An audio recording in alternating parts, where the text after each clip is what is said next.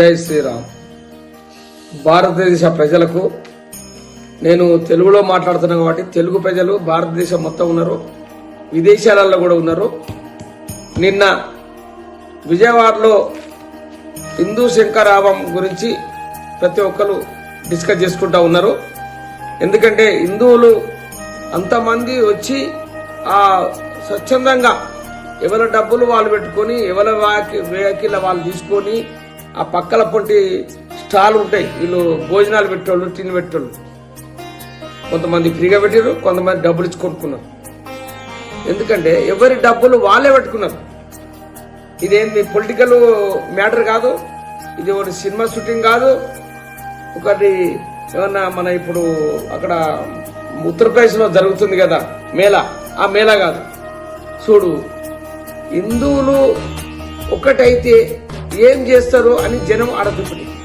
ఈరోజు political leaders పరిచయం అవుతుంది, దీన్ని ఎవడు ఇంతమందిని ఎవరు జమ చేసిండు, ఏం కథ అని దాని మీద వాళ్ళు డిస్కస్ చేసుకుంటా ఉన్నారు. నాకు కొంతమంది ఫోన్ చేస్తా ఉన్నారు, ఏందన్నా నాకు ఇంతమంది ఎట్లా వచ్చిందంటే వస్తారు. ఇప్పుడు వాళ్ళకి దెబ్బ తగులుతుంది.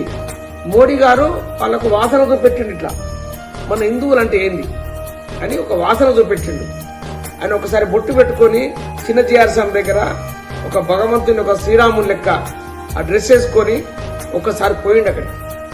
అది గుండెలలో పడ్డది. ఇప్పుడు ఈరోజు ప్రతి ఒక్క పార్టీ, కాంగ్రెస్ గాని, వైఎస్ఆర్సీపీ గాని, తెలుగుదేశం గాని, జనసేన గాని అందరూ బీజేపీ కార్యకర్తలను అబ్బా ఇంత పెద్ద పెట్టిరు. అది ఆర్ఎస్ఎస్ ఉందా, హెచ్పీ ఉందా, ఏబీపీ ఉందా అనే సంబంధం లేదు.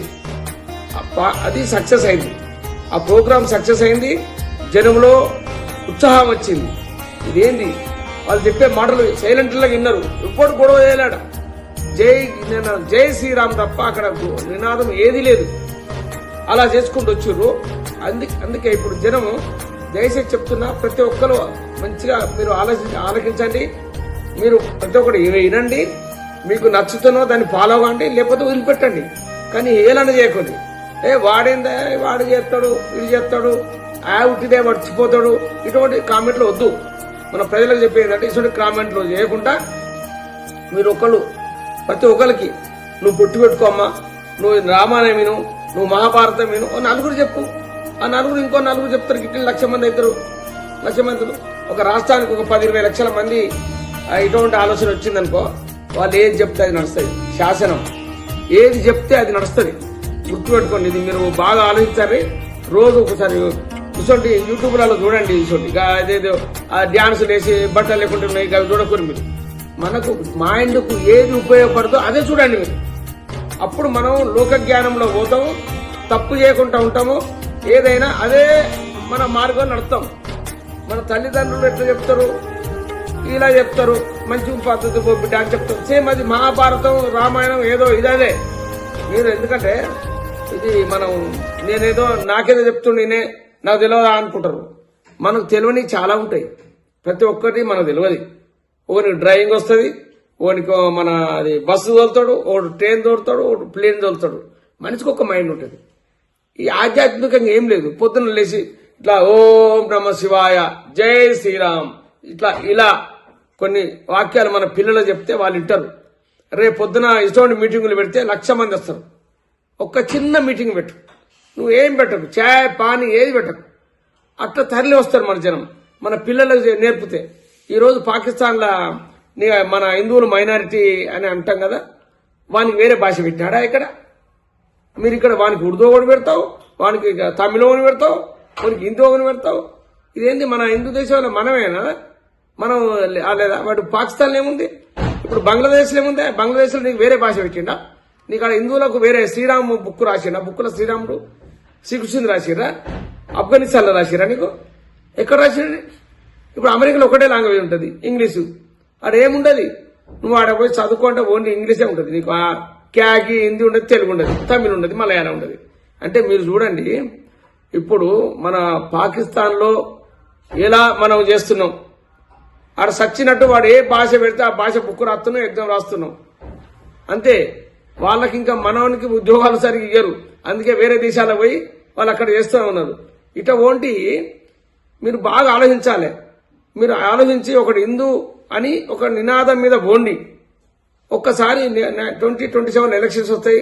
అప్పుడు ఒకసారి బీజేపీకి కమలం గుర్తు కోటేయండి. మీకు 400 సీట్లు వస్తే నేను చూసుకుంటా అని పెద్ద మనిషి ఉన్నాడు కదా అని నెక్స్ట్ బహుశా ఎవరికో యోగికో ఎవరికో అస్సాం సీఎంకో ఎవరికో ఎవరికి ఇస్తారు. మన ఈ వేరే పార్టీ లెక్క కాదు. ఒకడే అట్లా ఉండదు. ఇది ఎట్లా కుటుంబ పాలన అనేది ఉండదు బీజేపీలా. ఒక గ్రౌండ్ నుంచి వచ్చి ఇల్లు జాగా లేనోనికి భూమి లేనోనికి ఇస్తారు. ఈసోటి మన పార్టీ ఈ రోజు మనం ఏదో జన్మల పుణ్యం చేసుకున్నాం. భగవాన్ శ్రీరాములు లెక్క వచ్చి నరేంద్ర మోడీ గారు ఆయన చెప్పేటి వినండి. ఆయనకి ఏమి లేదు. వాళ్ళ అమ్మ చచ్చిపోతే కూడా ఒక్కటే 2-3 గంటల్లో తీసి దానం చేసిండు వచ్చిండు. మళ్ళీ పోయి మళ్ళీ ఆయన పని ఆయన చేసుకున్నాడు. ఇగో ఇలా చేస్తారు.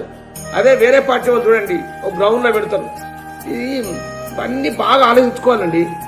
నేను ఏం చెప్తే మీరు కాదు, నేను 50 మందికో 100 మందికో చెప్తాను. నేను ఒకటి అది అందరికి చెప్తాను, మనతో కాదు. అందుకే దయచేసి చెప్తున్నా, మీరు ఒక హిందూ జాగృతి మీద ఎక్కడ పెట్టినా కూడా మీరు అక్కడ పోండి. వాళ్ళు చెప్పేది వినండి. కొద్దిసేపు ఎలక్షన్ అప్పుడు ఒక 2-3 గంటలు ఆ లైన్లో నిలబడండి. మీరు ఎవ్వరు నిజాయితీగా ఉంటే వాళ్ళకు ఓటేయండి. అంతే కానీ ఇప్పుడు చెప్పి వాడి తల్లో పోతా ఉంటది, వాడు వినడు. ఇప్పుడు ఎవరైనా వీడియో చూస్తాడు, ఒక నిమిషం కానీ కడిగేస్తాడు. అది మన జ్ఞానం తగ్గుతా ఉంది. జ్ఞానం తగ్గుతుంటే ఇక వాళ్ళ కోరిక లేకుండా మనం చేస్తాం. జై శ్రీరామ్, జై గోమాత. ప్రపంచ దేశాలు ఎట్లా ఉన్నాయో అవన్నీ ఒకసారి గూగుల్లో కొట్టుకొని, మున్పట్లే కాదు గూగుల్లో కొడుతుంది. పాకిస్తాన్లో ఏ లాంగ్వేజ్ ఏ భాష ఉన్నది అంత కొనుక్కుందా, మన హిందువులకు ఏమైనా పెట్టిండా, సిక్కులకు ఏమైనా పెట్టిండా అని అంటుంది.